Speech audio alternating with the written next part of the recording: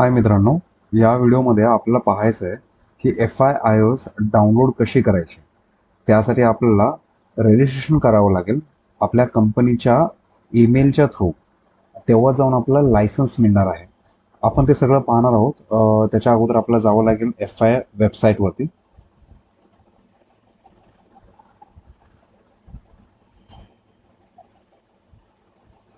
तुम्ही FI वेबसाईटवर गेल्यावर तुम्ही थोडंसं जर गो थ्रू केलं तर तुम्हाला कळेल FIचे भरपूर प्रोडक्ट्स आहेत.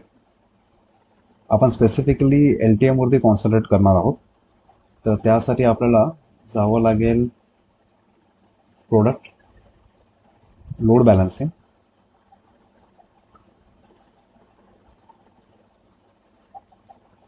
FI LTM,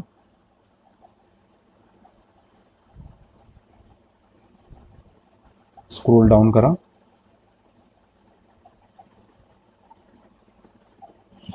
तुम्हाला इथे हार्डवेअर आणि व्हर्च्युअल एडिशन बद्दल इन्फॉर्मेशन मिळेल. आपण जर हार्डवेअरमध्ये गेलो तर आपल्याला इथे दोन कॅटेगरीज दिसतात. एक आहे नेक्स्ट जनरेशन सिस्टम आणि एक आहे लिगसी सिस्टम.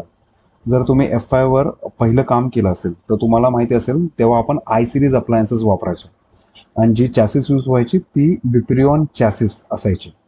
पण आता त्यांनी नेक्स्ट जनरेशन सिस्टम लॉन्च केलं. त्यामध्ये आय सिरीज जे अप्लायन्सेस आहेत ते आर सिरीजच्या नावाने इंट्रोड्यूस झालेले आहेत आणि जे विप्रियॉन चॅसिस आहे ती वेलॉस चॅसिसच्या नावाने इंट्रोड्यूस झालेली आहे. थोडेसे ॲडव्हान्स फीचर्स आहे याच्यामध्ये. आता आपण पाहूया की डाउनलोड आपण कशी करू शकतो. FIOS जे आपण LTM मध्ये यूज करणार आहोत, LTM साठी यूज करणार आहोत आणि ते आपण EVNG मध्ये इंटिग्रेट करणार आहोत. त्यासाठी आपण ट्राय FI मध्ये जाऊया, फ्री ट्रायल मध्ये जाऊया.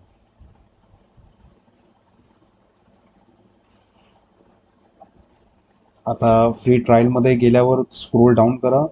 Gate the free trial now. FI big IP virtual edition. Get the free trial. Okay, त्याच्यानंतर गेट स्टार्टेड. तुम्हाला ते ऑप्शन देईल साइन अप साठी. माझा अकाउंट ऑलरेडी आहे. पण तुम्ही कसे रजिस्टर करू शकता मला तुम्हाला हे दाखवायचं आहे. साइन अप करूया आपण. आता एक लक्षात ठेवा, तुम्ही जेव्हा साइन अप करणार तेव्हा तुम्हाला प्रॉपर कंपनीची डिटेल्स टाकावी लागतील. कंपनीचा ईमेल ID, कंपनीचं लोकेशन. त्याशिवाय तुम्हाला लायसन्स मिळणार नाही आहे. मी तुम्हाला डेमो एंट्री करून दाखवतो. Tag email tag dot Marathi @gmail.com. Select a country, India. Password काही टाका.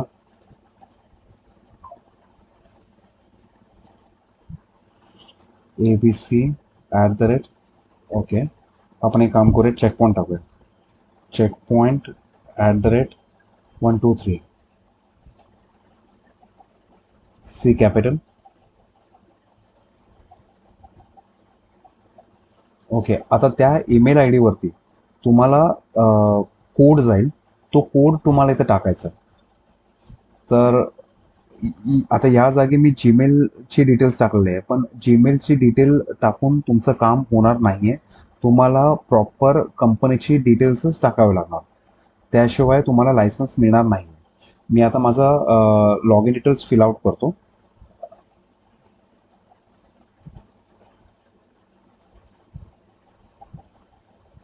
तुम्हाला एखाद्या वेळेस माझी लॉग इन डिटेल्स दिसणार नाही. मी ते ब्लर आउट करणार आहे, सिक्युरिटी रिझन.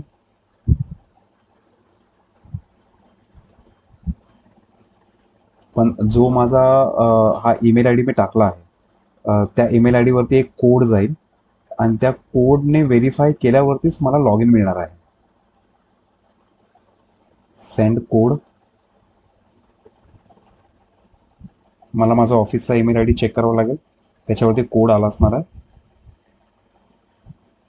मी ही प्रोसेस थोडीशी फास्ट फॉरवर्ड करेल.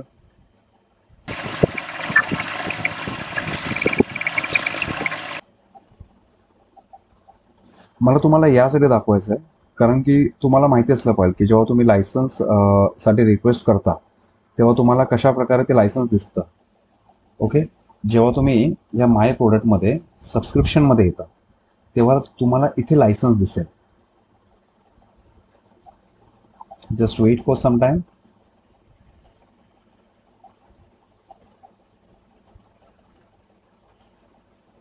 ट्रायल्स, सॉरी, तुम्हाला माय प्रोडक्ट अँड प्लॅन्समध्ये जाऊन ट्रायलवर क्लिक करायचं आहे.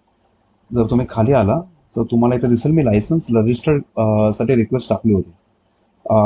इथे बिग आय टी LTM म्हणून तुम्हाला ऑप्शन येईल, त्याच्यावरती तुम्हाला क्लिक करायचं आहे आणि लायसन्स रजिस्टर करायचं आहे बिग IP साठी. हे माझं ऑलरेडी एक्सपायर झालेलं आहे आणि हे मी परत रिक्वेस्ट केलेलं आहे लायसन्ससाठी. जर तुम्ही याच्यावरती क्लिक कराल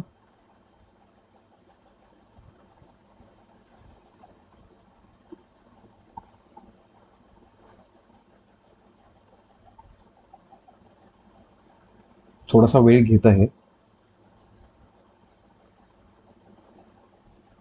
ओके, तर हे अशा प्रकारे तुम्हाला डिटेल्स दिसतील ज्याच्यामध्ये तुम्ही पाहू शकता की एक्सपायरी डेट असते, 30 डेजचा टर्म असतो आणि हे अशा प्रकारे तुम्हाला लायसन्स मिळतात. आता जर तुम्ही लायसन्सला ऑब्झर्व केलं तर याच्यामध्ये प्रत्येक गोष्टीचे 2 लायसन्स दिलेले आहेत. व्हर्च्युअल एडिशनचे 2 लायसन्सेस आहेत, बिग IQ सेंट्रलाइज्ड मॅनेजमेंटची सुद्धा 2 लायसन्स आहेत आणि बिग IQ व्हर्च्युअल एडिशनची सुद्धा 2 लायसन्स आहेत. याचा अर्थ तुम्ही 2 LTM एकाच वेळेला क्रिएट करू शकता HA मध्ये सुद्धा. हा जर बघायला गेला तर तो ॲडव्हान्टेज आहे. तुम्हाला आणखी वेगळ्या आयडीने लायसन्स क्रिएट करायची गरज पडत नाही. तर हे अशा प्रकारे हा याचा इंटरफेस आहे. आणखी एक महत्त्वाची गोष्ट, जेव्हा तुम्ही लायसन्ससाठी रिक्वेस्ट करता त्यावेळेला तुम्हाला लायसन्स लगेच मिळत नाही, त्याला वेळ जातो.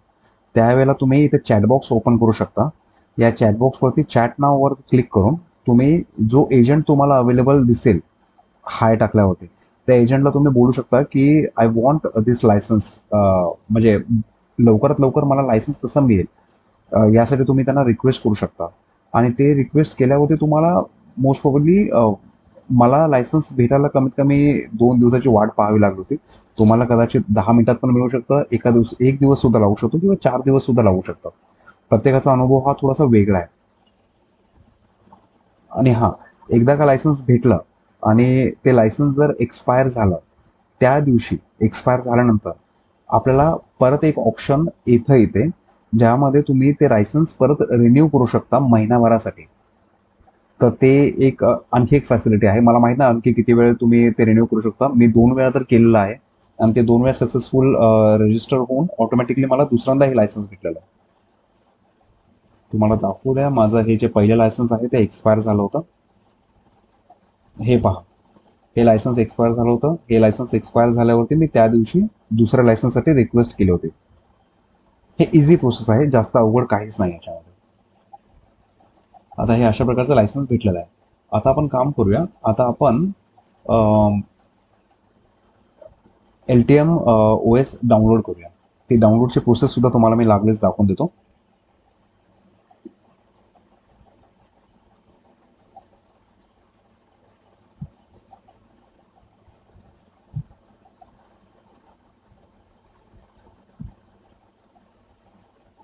इथे आलं तर तुम्हाला इथे ऑप्शन मिळतो डाउनलोड द लेटेस्ट व्हर्जन. इथे क्लिक करा.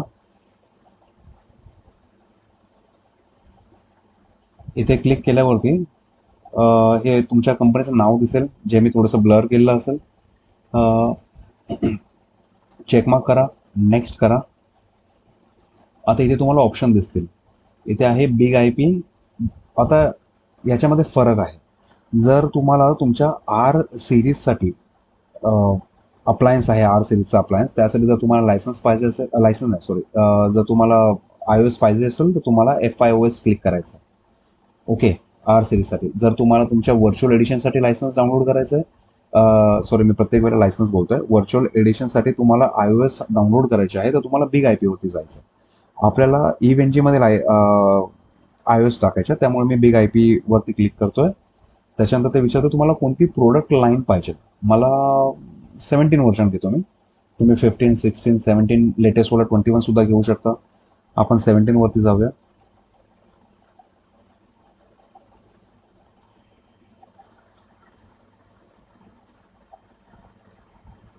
त्याच्यानंतर प्रोडक्ट व्हर्जन विचारतं ते. आता याच्यामध्ये जर तुम्ही ऑब्झर्व केलं तर हे जे पहिलं व्हर्जन आहे त्याला LTS नाव दिलेलं आहे. LTS म्हणजे I guess long time stable, म्हणजे ते स्टेबल व्हर्जन आहे ॲक्च्युली. मला माहीत नाही एक्झॅक्टली, मला वाटतं मी फुल फॉर्म विसरलोय, पण LTS म्हणजे स्टेबल व्हर्जन आहे. तर तुम्ही ही व्हर्जन घेऊ शकता. जर तुम्ही प्रोडक्शनमध्ये यूज करणार आहे तर ही व्हर्जन बेस्ट आहे, तुम्हाला हीच घ्यायची आहे. आता आपण प्रोडक्शनमध्ये नाही आहे, पण तरी आपण ट्राय करूया या व्हर्जन बरोबर. जर तुम्ही खाली स्क्रोल केलं तर तुम्हाला दिसेल 3 प्रकारचे वेगळे ऑप्शन्स. फॉर एक्झाम्पल दिस हे प्लेन आहे, याच्यामध्ये मागे व्हर्जनच्या पुढे काही मेन्शन नाही आहे. तर ही स्पेसिफिक iOS तुम्हाला डाउनलोड करायची आहे जेव्हा तुम्हाला अपग्रेड करायचं आहे. तुम्हाला व्हर्च्युअल एडिशन अपग्रेड करायचं आहे किंवा R सिरीज मधली iOS अपग्रेड करायचं आहे, तुम्हाला या पॉईंटवरती जायचं आहे आणि डाउनलोड करायचं आहे. म्हणजे इनफॅक्ट ही OS डाउनलोड करायची आहे. जर तुम्हाला न्यूली इम्प्लिमेंट करायचं आहे R सिरीज अप्लायन्स, तर तुम्हाला ही OS वापरायची आहे.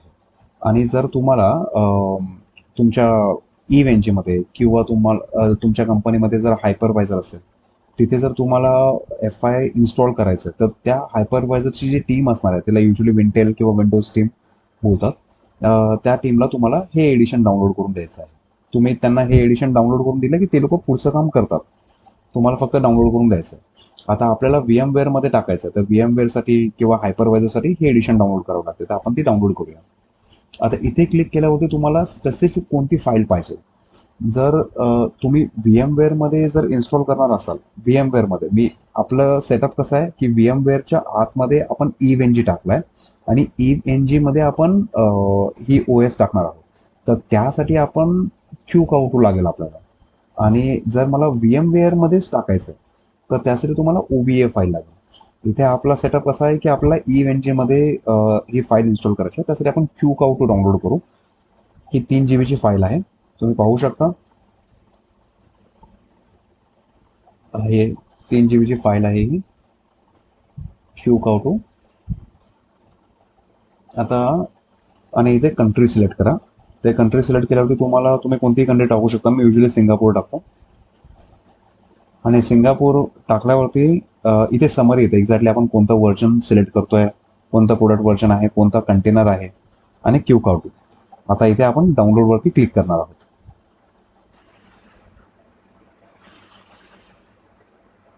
आपली OS ही डाउनलोड झालेली आहे, आपण पाहू शकता. Big IP 17516. आपण या OS ला आता एक्सट्रॅक्ट करूया.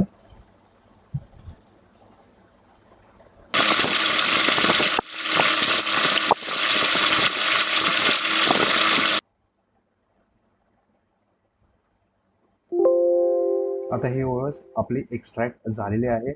आता ही OS आपल्याला इंटिग्रेट करायची आहे इव्हेंटची मध्ये.